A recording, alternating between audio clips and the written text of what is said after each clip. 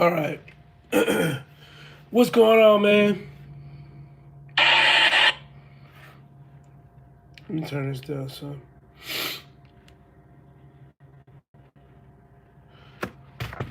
What's going on? This your boy L Boogie with the hoodie.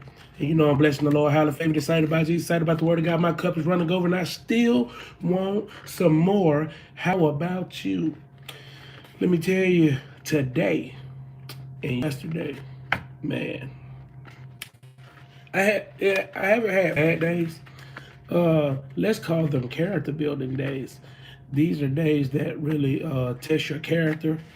And if you're wondering right now, my voice, it left me earlier this week, and I'm getting it back now. So, well, I done had it back, and so really just wanting to get that cleared up so I could talk better and everything. So let me tell you what happened yesterday. So yesterday I called about a load. Okay, so I called about two loads. So while I'm calling about these loads, everything is, I'm still looking for different loads. So I called about the one particular load, and the load was paying like $2,000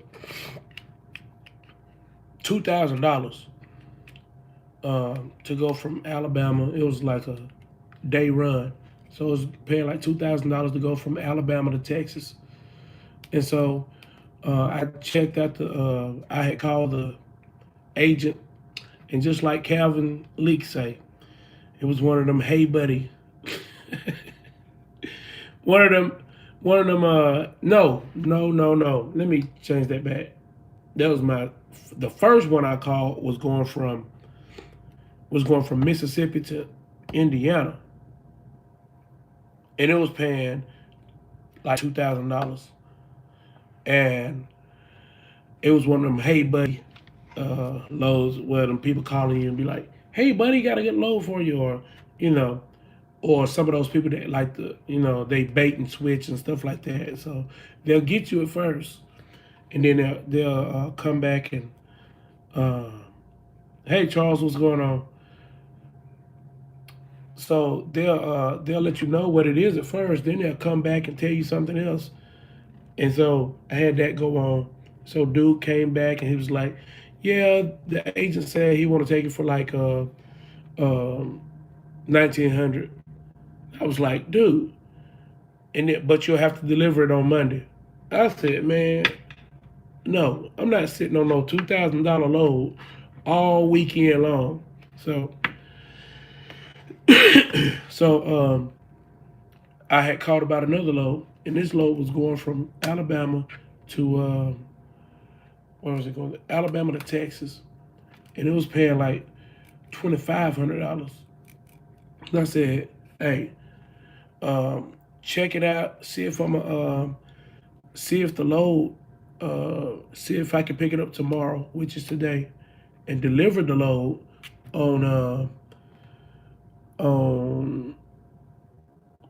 on the next day, because it had in there pick up on the 7th, deliver on the 8th. But he was telling me I don't know if they can do that, and I'm sitting there like, well, why is it on there then if you don't know if they like, you're the one who booked the load. They didn't book it, you booked it. So why would you put that on there? I said, man, I'm trying to get on a load, then get off a load. I'm not trying to sit on a load for the whole weekend. So, um, we had some back and forth with that right there. Um, just to just to give you a good note, whenever you're booking a load, never give someone your truck number if you don't plan on it. If you just getting information about the load, never give anyone your truck number. The reason why is they can put you on a load. I didn't give my truck number out. I had just ran a load for this guy before, and he knew my truck number. We was on cell phone. We had been texting and stuff. He knew my cell phone number. He hooked me up with the load, even though I didn't even want the load, because I had already booked another load. Um, and so, that's just the ins and out of that right there. So, he assumed one thing, and I told him that I wasn't going to do it. Um, but he put me on it anyway. After an hour and a half, after he talked to me. So I just happened to get on a awesome load that was yesterday, and so they put me. I booked the load, and this load right here was like this load was paying like good money, and so like this like the most, it's the highest paying load I've ever taken, and so um, this load was paying good money. So um, I go down yesterday and I sleep like 30 minutes from the place because I didn't know if they had a place where you can I didn't know if they had a place where you could park overnight, and I couldn't get in touch with anyone. So I said, well, I just park at this love. So I parked there last night. Then get up this morning, I go down there and pick up the load, and boy, it was just, hey, first of all, the load on my bill of lading that they sent me on my rate card, it had on there 25,000 pounds. Then after I get the load, um, guess what happens? Uh, well, when I was pulling up and going in there asking dude, hey, look, what you putting on and everything like that. He's like, yeah, man, these things right here, man, they're heavy. They're heavier than water. I was like, what? And so it's like 10 totes. I'm like, okay. So what's the weight on them? He was like, yeah, they weigh about 4,000 pounds apiece. I said, 4,000 pounds apiece. And so then after that, I had to call the agent. I said, hey, look, man, on the rate card right here, it got like 25,000 pounds, and it has me for like 10 pieces. But I get here, and the first thing out of this guy's mouth is that, man, you picking up some really heavy stuff. I was like, I am.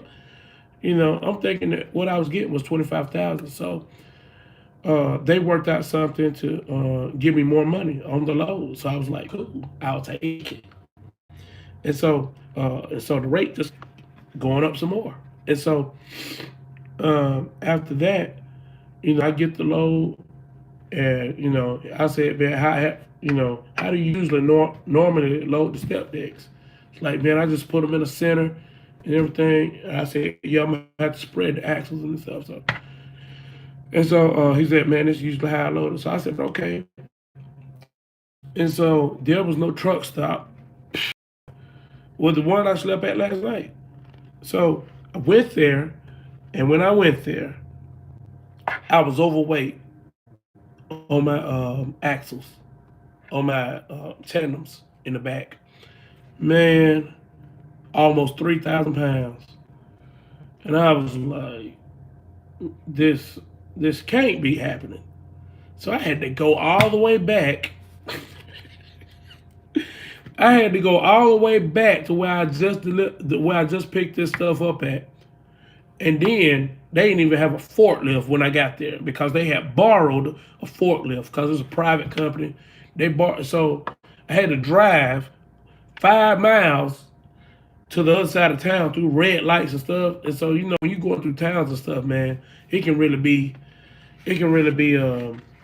challenging. So they finally get loaded, and it started raining, and like, man, good googly moo. So I'm driving, and so down my weight and everything is good. So driving up the road, coming up through Mississippi. Cricket letter I, cricket letter I, humpback I. Yeah, Mississippi.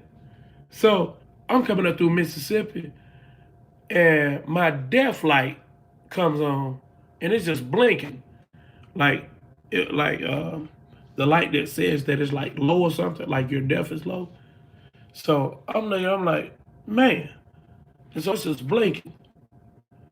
And so I'm like, okay, that done came on before, but it went off after about like 10 miles or whatever. And so I said, this was like months ago when it came on. So And I went and got it checked out, and the guy was like, "Hey, it ain't nothing wrong with it, man. It's just something, just a faulty code or whatever." I said, "You sure, man?" So I said, "Okay." So today it pops up and it keep blinking, and so I'm like, "Man," so I'm gonna go over here when I get up here to get fuel. Um, I check it out. So I get up there to Jackson, Mississippi, to do my fuel stop and to do my and to take my 30-minute break. Okay. So get up there, do my fuel stop. I mean, do my fuel, check my security and stuff, and do my 30-minute break. I turn my truck on, man. As soon as I turn it on, it said stop engine. I said, what? And my check engine light was on. I had two orange engine lights on. Had the red stop engine light that was on, plus the DEF light that was blinking. And so I was like, man, what in the world? And so I said, okay, let me just turn my truck off and let me just kill all the power and make sure everything is everything. So I did that, took another like 5 minutes. I said, let me see what's going on here. So I turned the thing back on. It's still reading the same thing. And so I said, man, let me get out. Let me go find me a parking space somewhere. So I get out and I find a parking space. And I went into the TA and I said, hey man, can y'all look at my truck? They were like, if it's anything dealing with the DEF, I said, yeah, my DEF light is, coming on, it's blinking on or whatever. Plus, I got all three of my code. It's code, man. It's like 11 codes done popped up. And then it's like, with those 11 codes that done popped up, it got the 3 check engine lights on there. And, I mean, the 2 check engine lights and the 1 stop engine light. So I said, man, it got all you like. They were like, I'll go ahead and tell you. They was being lazy. I knew they was being lazy. No, we can't do that. And I said, can you hook it up and check it out at least? And well, it'll probably be if we have somebody, because all our techs is out. I mean, the one tech we got, and then he's backed up, so it'll probably be in the morning. So I was like, man. So this happens at like 6:00. And so I called Freightliner, and then it's good. Luckily, man, Freightliner is like 4 miles away. But they're 24 hours, but they don't work on trucks 24 hours. They accept service calls 24 hours, so you can sign up for 24 hours. So what I did, I had called them and I said, hey, look, trying to figure out, what would be a good time to come, and are they working on the weekends and different stuff like that. And so they were like, yeah, you can go ahead and bring it in. We'll probably get to it, Sunday. I said, what? They were like, Sunday, yeah. I was like, man. So here I am. Got to get to this load. I mean, gotta deliver this load, and I have to not only deliver the load, but I gotta get my truck fixed. And so I'm sitting over here like, okay, what I'll do is I'll just drive my truck over to the Freightliner dealership, and once I drive my truck over to the Freightliner dealership, I'll go and get me a hotel or whatever, and I'll just keep it there for a couple of days and let them work on it so I can get up and running. Man, so I left my parking spot at the Petro. I left my parking spot and I said, let me go ahead and get out here.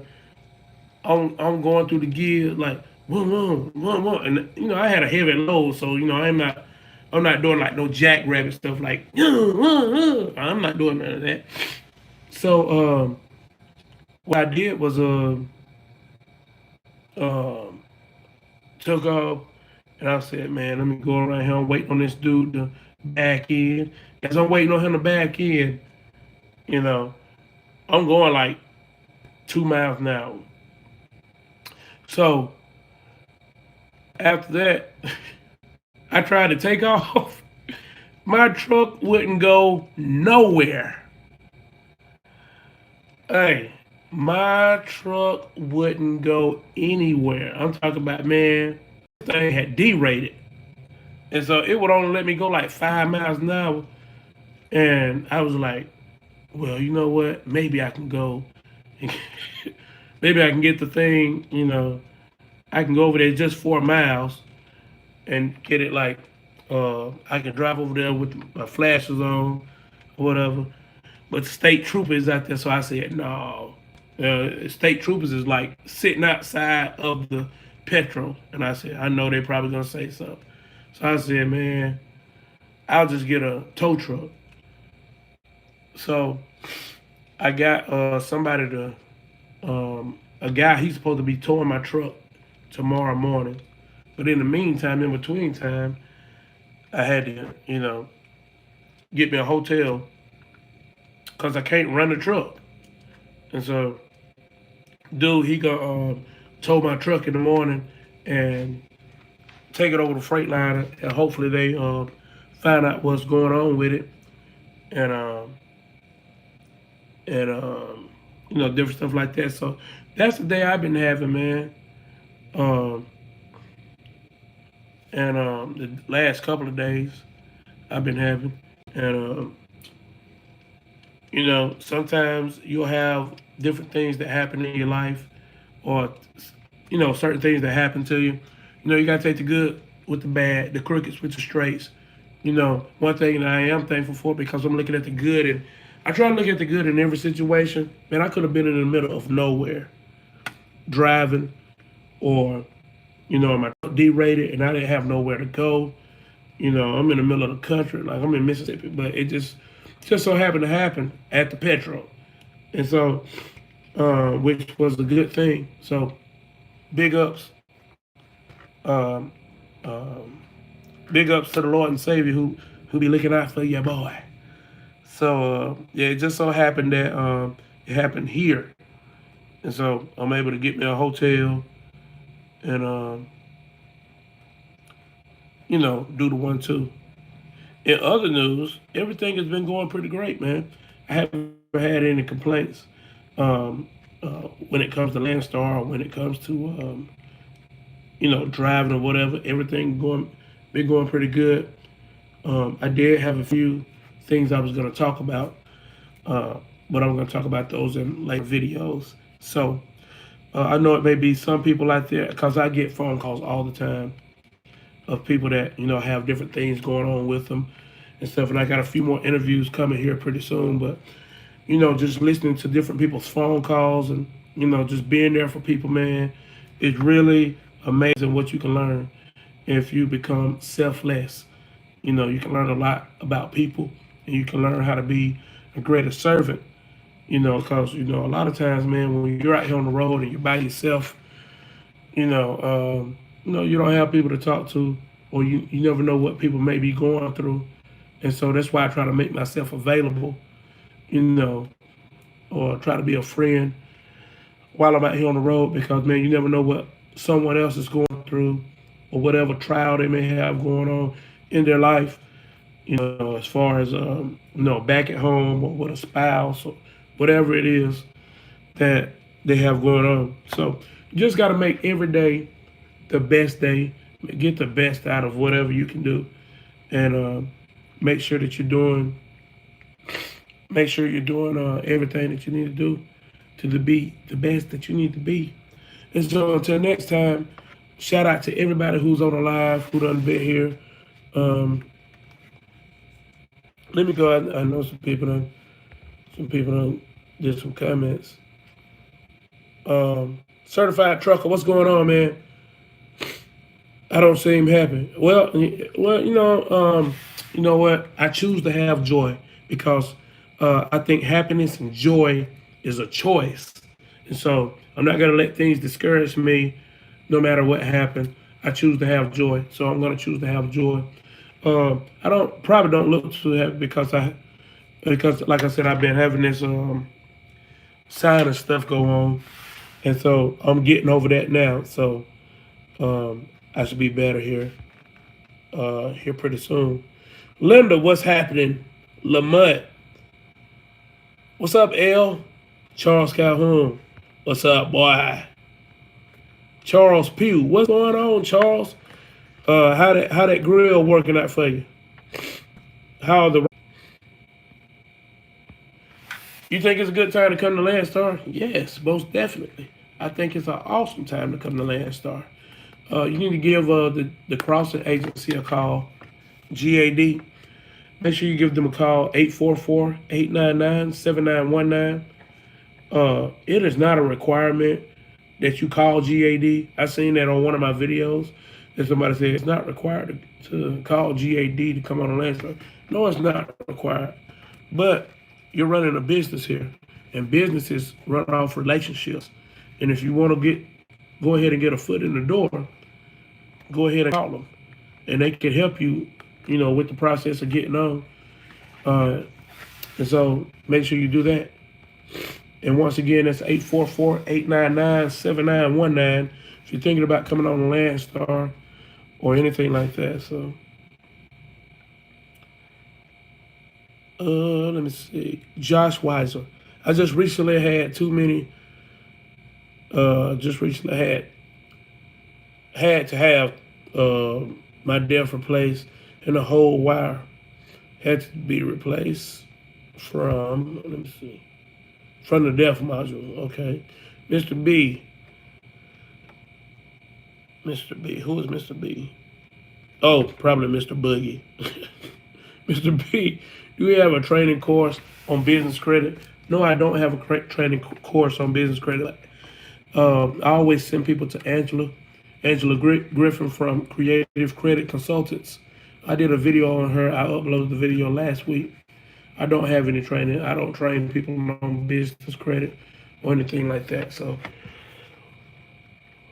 yeah, I don't do the training. I just refer all the people to her. So, yep. So, man, until next time, hey, I'll holler at you.